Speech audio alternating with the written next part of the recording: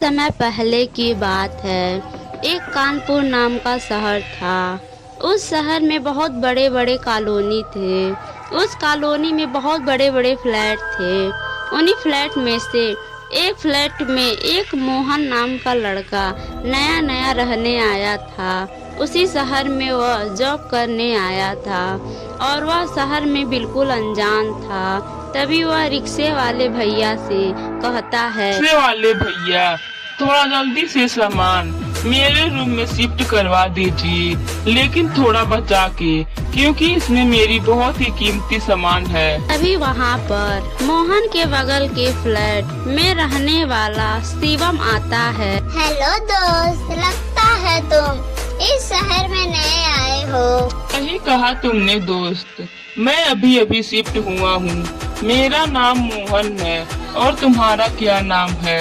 मेरा नाम शिवम है। तभी रिक्शे वाले भैया से मोहन का बहुत ही कीमती सामान गिर जाता है। अरे अरे रिक्शे वाले भैया, थोड़ा संभल के सामान रखिए, कहीं मेरा कीमती सामान न टूट जाए। लगता है बहुत ही कीमती सामान है इन डिब्बों में। अरे हाँ दोस्त, मुझे गाना गाने का बड़ा ही शौक है और इसमें मेरा बहुत कीमती सामान माइक और साउंड स्पीकर है। मैं रात में गाना गाता हूँ। अरे वाह दोस्त, तुम तो सिंगर निकले। अरे नहीं, ऐसी कोई बात नहीं है, मैं अपने मनोरंजन के लिए गाता हूँ। चलो ठीक है, मैं अभी काम पर जा रहा हूँ और जब मैं फ्री रहूँगा तब तुम्हारा गाना जरूर सुनूंगा। और मुझसे कोई काम रहे तो ये सामने वाला फ्लैट मेरा ही है। हाँ दोस्त, क्यों नहीं। इतना कहकर शिवम चला जाता है और मोहन भी अपने रूम में चला जाता है। 3-4 दिन बीत जाता है और आधी रात में शिवम को संगीत का आवाज सुनाई देता है। अरे ये क्या इतनी रात को बेसुरी आवाज में कौन गाना गा रहा है? शिवम जब अपने रूम से बाहर निकलकर देखता है तो बेसुरी आवाज में गाना मोहन के रूम से आ रही थी। हे भगवान, मोहन कितनी बेसुरी आवाज में गाना गा रहा है। इसकी आवाज कितनी बेसुरी है और ये बेसुरी आवाज में कितना तेज गाना गा रहा है। भगवान के लिए कोई इसे चुप कराओ। अगली सुबह शिवम बहुत ही ज्यादा गुस्से में था। बाप रे बाप, इस बेसुरी के गाने से मुझे रात भर नींद नहीं आई। पता नहीं लोगों को कैसे अंधविश्वास हो जाता है।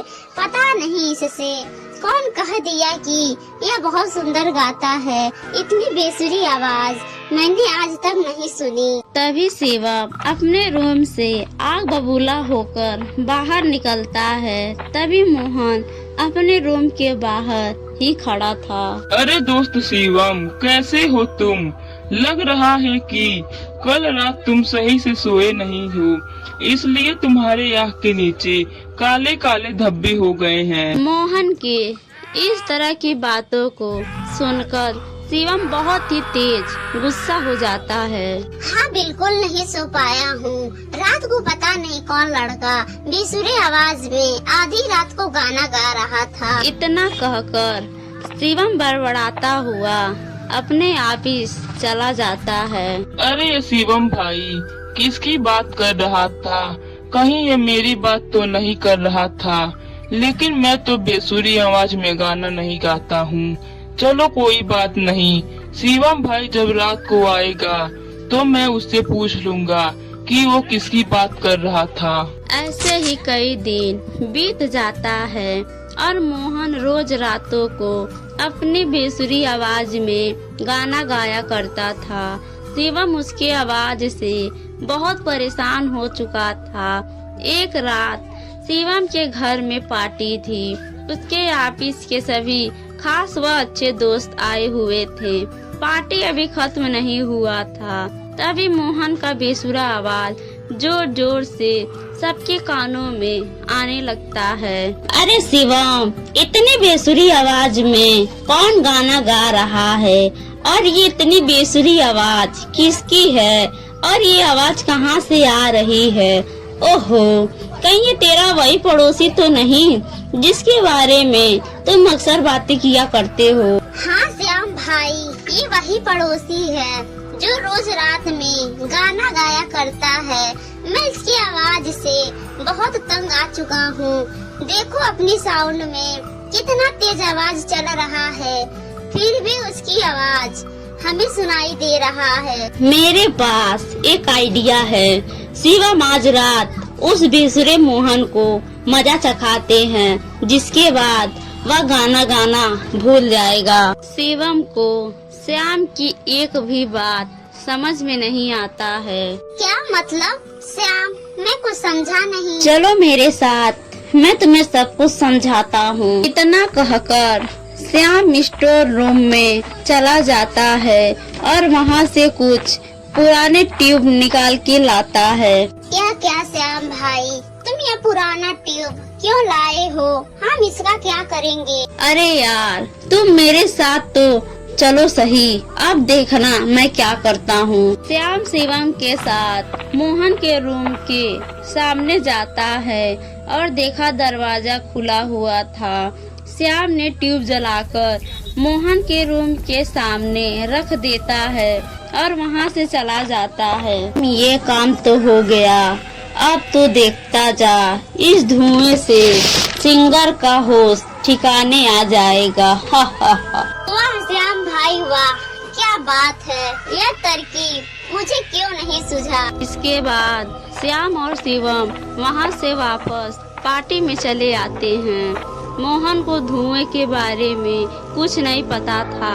मोहन जैसे ही सोने के लिए जाता है, धुएं से उसका दम घुटने लगता है। अरे ये क्या, इतना सारा धुआं मेरे रूम में कहाँ से आ गया? मुझे तो सांस ही नहीं ली जा रही है। मोहन जोर जोर से खांसने लगता है, उसका दम घुटने लगता है, क्योंकि पूरे रूम में धुआं भर गया था और कुछ भी नजर नहीं आ रहा था।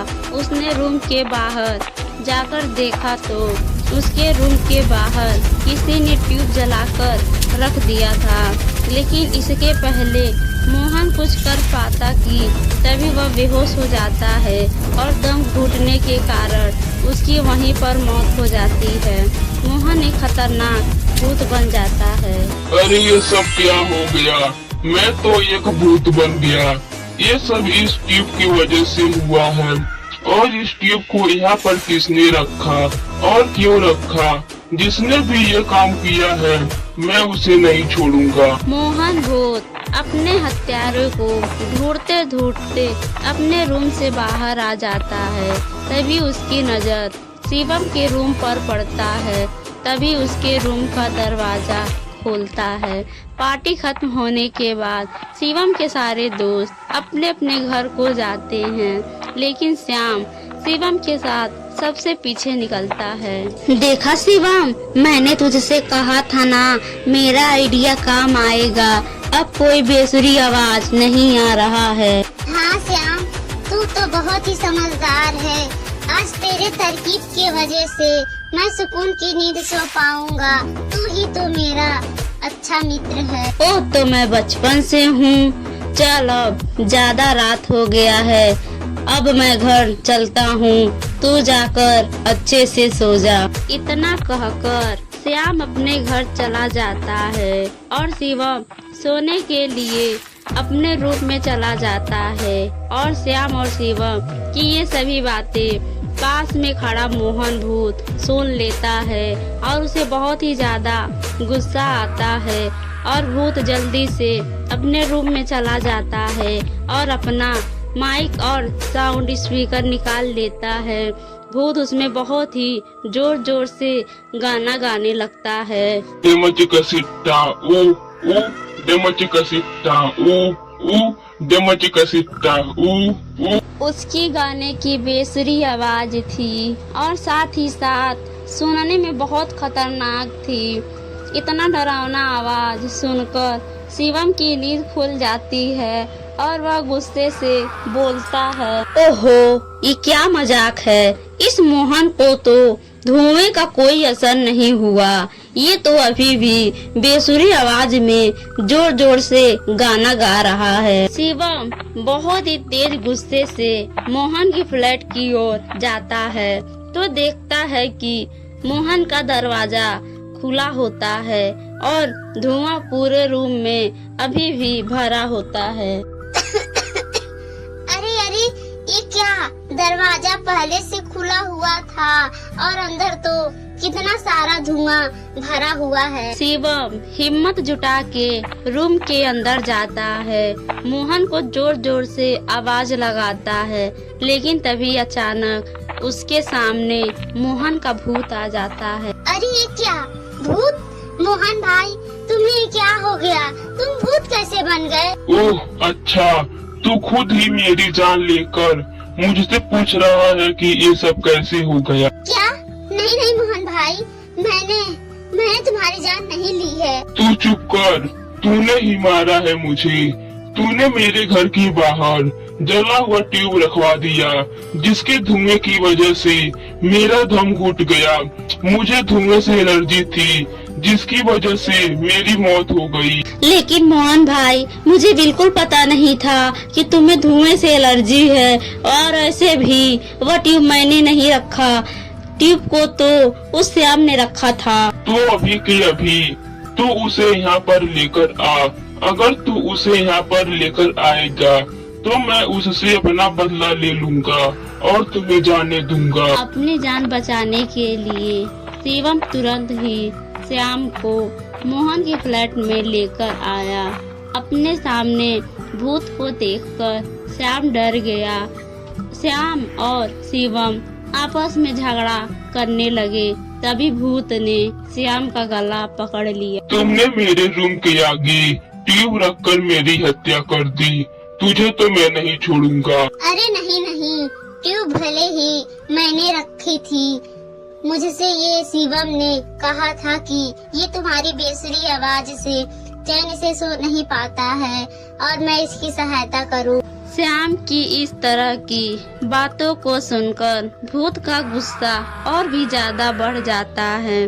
शिवम वहाँ से भागने की कोशिश करता है, लेकिन तभी भूत उसे भी पकड़ लेता है। भूत शिवम और श्याम का गला पकड़कर जोर जोर से गाना गाने लगता है। उसकी बेसुरी आवाज सुनकर शिवम और श्याम के कानों में बहुत ही ज्यादा दर्द होने लगता है और वह सहायता के लिए पुकारते हैं। भूत की आवाज इतनी तेज थी कि किसी की आवाज सुनाई नहीं देता है। हा हा हा हा, जैसे मेरी आवाज किसी को सुनाई नहीं दी थी, वैसे ही तुम दोनों की चीखें भी किसी को नहीं सुनाई देगी। भूत ने शिवम और श्याम को तलवार से जान से मार देता है। अगली सुबह कॉलोनी के हर कोने में यह खबर फैल जाती है। मोहन भूत अपने मनपसंद का गाना गाया करता था, लेकिन दोबारा किसी ने भी उसे गाने में परेशान नहीं किया।